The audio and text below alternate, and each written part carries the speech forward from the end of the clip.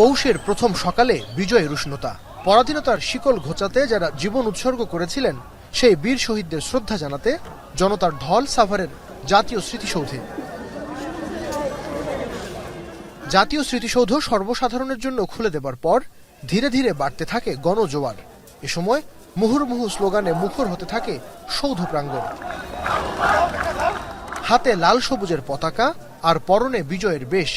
ছাত্র জনতার গণঅভ্যুত্থানের পর প্রথম বিজয় দিবসকে উদযাপন করতে দূর দূরান্ত থেকে এসেছে সর্বস্তরের মানুষ।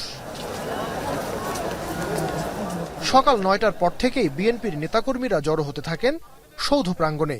বিভিন্ন ইউনিটের পক্ষ থেকে শহীদ বেদিতে শ্রদ্ধা নিবেদন করেন তারা। এরপরই আসেন মহাসচিব মির্জা ফখরুল ইসলাম আলমগীরের নেতৃত্বে কেন্দ্রীয় ইউনিট। এ সময় বিএনপির স্থায়ী কমিটির সদস্য ডাক্তার AZM জাহিদ হোসেন বলেন, স্বৈরাচার পালিয়ে যাওয়ায় দেশের মানুষ স্বাধীনভাবে কথা বলতে পারছে। তার মতে স্মৃতিসৌধের এই জনতার ঢলই বলে দেয় শেখ হাসিনার সময়ে কতটা অসন্তোষ ছিল মানুষের। সাভার জাতীয় স্মৃতিসৌধের ব্যাপক মানুষের উপস্থিতি প্রমাণ করে যে মানুষ কতটুকু তার মনোযাতনায় মনোকষ্টে ছিল, তার ভাব প্রকাশের তার যে প্রতিকূলতা প্রতিবন্ধকতা ছিল সেটি আজকে নেই। এরপর শ্রদ্ধা জানাতে আসেন জুলাই বিপ্লবীদের সংগঠন জাতীয় নাগরিক কমিটির সদস্যরা। তাদের সাফ কথা, আওয়ামী লীগ ও তার দোসরদের বিচার না করে এদেশে কোনো নির্বাচন হবে না।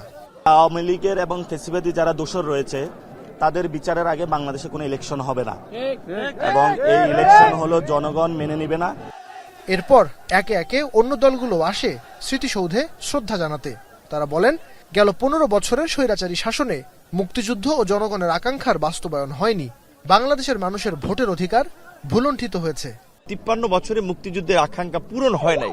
রাজনীতিবিদরা মুক্তিযুদ্ধের আকাঙ্ক্ষা পূরণে জনগণের সঙ্গে প্রতারণা করেছে, তারা ব্যর্থ হয়েছে, যার ফলেই কিন্তু আজকে নতুন প্রজন্ম বা তরুণরা নেতৃত্বে এসেছে। অসহায় মানুষের গৃহে আমরা একবেলা খাবার অন্তত নিশ্চয়তা দিতে না পারবো ততদিন পর্যন্ত আমাদের স্বাধীনতার যে স্বপ্ন সেটা অধরা থেকে যাবে। বাংলাদেশের মানুষ ভোট দেওয়ার জন্য বাংলাদেশ বানিয়েছে, সেটা বারে বারে ভুলণ্ঠিত হয়েছে, ব্যাহত হয়েছে এবং 24-এর বৈষম্য বিরোধী আন্দোলনের সফলতা এই দেশের মানুষের অসন্তুষ্টির বহিঃপ্রকাশ।